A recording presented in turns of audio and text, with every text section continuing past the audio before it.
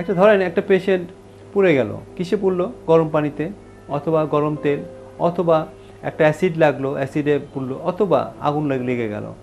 তো অনেক দূরে সে আসে, তো সে কত দ্রুত চিকিৎসা নেবে, একটা প্রশ্ন মাঝে মাঝে আসে। সে হয়তো দেখা গেল যে বাড়িতে আসে, তাকে একটা ব্যান্ডেজ করে দিয়ে একটা স্যালাইন লাগায় এই করে দিল, কিন্তু আসলে সেটাতে হবে না। তাকে প্রথম কথা হলো প্রথম 24 ঘন্টাকে আমরা গোল্ডেন আওয়ার বলি।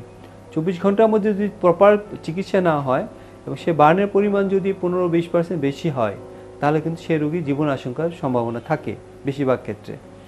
তো এটা কিন্তু যে 100% ফার্স্ট অ্যান্ড মানে এটা যে একেবারে 100% হবে তা কিন্তু না, মিরাকল কিন্তু আছে, এক্সেপশনও আছে। কিছু কিছু রোগী সেভ হয়, কিন্তু আমাদের জ্ঞানের মধ্যে বেশিরভাগ ক্ষেত্রেই পেশেন্ট কিন্তু খারাপ হয়ে যায়।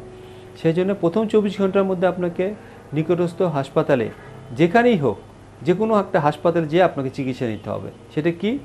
সেটা হলো সেখানে যাওয়ার জন্য চিকিৎসকদের পরামর্শ মতো স্যালাইন, অর্থাৎ সোডিয়াম যার মধ্যে আছে, সোডিয়াম ক্লোরাইড কন্টেনিং যে কোনো একটা ফ্লুইড আপনাকে নিতে হবে। আর যদি ছোটো বার্ন হয় 5% 10%, তাহলে আপনি ডাবের পানি খান, চিনি দেওয়া শরবত খান, খাইতে খাইতে আপনার রওনা হন।